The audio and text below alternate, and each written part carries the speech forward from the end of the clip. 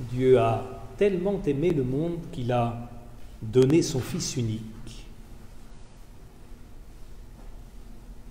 Est-il si vrai, si certain que le monde soit aimable à ce point pour être ainsi aimé? Nous avons avec le monde souvent un contentieux.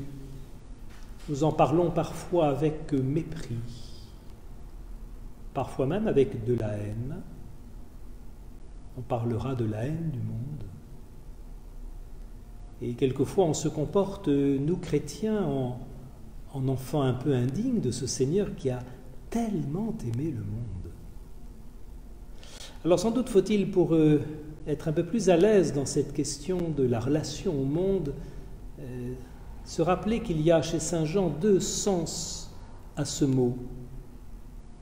Il y a celui qui montre que le monde peut être une tentation.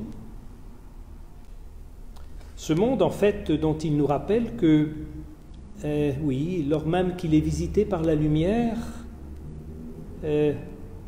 cette lumière qui vient dans le monde, les hommes préfèrent les ténèbres à la lumière. Il y aurait donc un premier sens au mot de monde qui serait ce monde créé qui se referme sur lui-même et qui, en tous les cas, refuse la lumière que le Seigneur projette sur lui.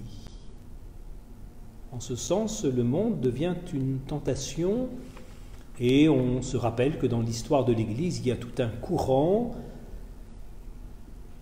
ascétique, c'est-à-dire qui se retire, qui prend distance par rapport à ce monde et la tradition monastique a entretenu fortement cette fuite, cette fuga mundi, cette fuite du monde, d'un monde qui se refermerait sur lui-même.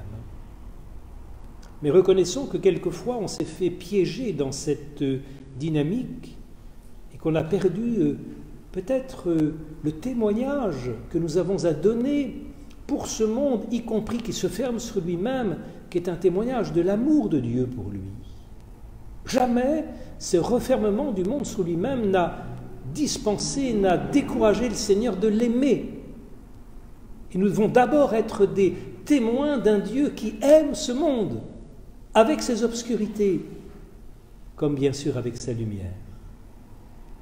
Et alors, au lieu de considérer le monde comme seulement un lieu de tentation qu'il faudrait fuir, qu'il faudrait éviter, la grande tradition spirituelle chrétienne nous invite à accueillir ce monde comme un lieu de vocation, comme un lieu d'une mission, comme le lieu d'un appel. Et rien moins que de l'appel à l'aimer, ce monde ambigu, de la manière même dont Dieu l'aime, jusqu'au bout, sans se décourager.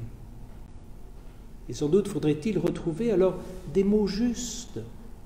Et je trouve que nous sommes héritiers d'un siècle, le XXe, qui a ajusté ces mots pour parler du monde. Parce qu'il a fallu un petit peu se dégager d'une tradition trop négative, d'une relation à ce monde qui ne serait que des tentations. En fait, les tentations, elles sont redoutables, non pas en elles-mêmes, mais en nous-mêmes, dont notre cœur est trop fragile, qu'il se laisse souvent prendre par les tentations du monde.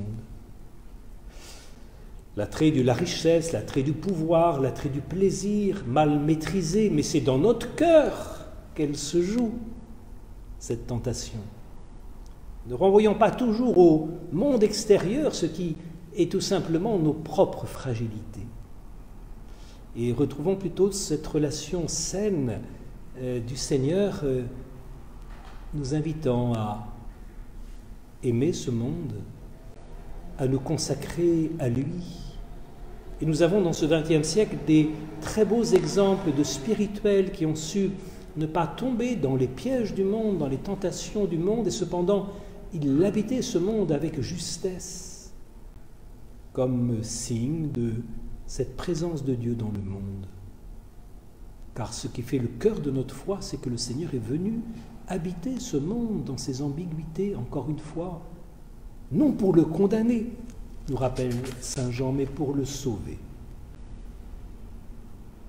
Voilà que cet évangile nous invite effectivement à cette relation plus juste, sans cesse à réajuster, avec un monde qui ne l'est pas, mais avec un monde qui est fondamentalement aimé et sauvé par le Seigneur. Amen.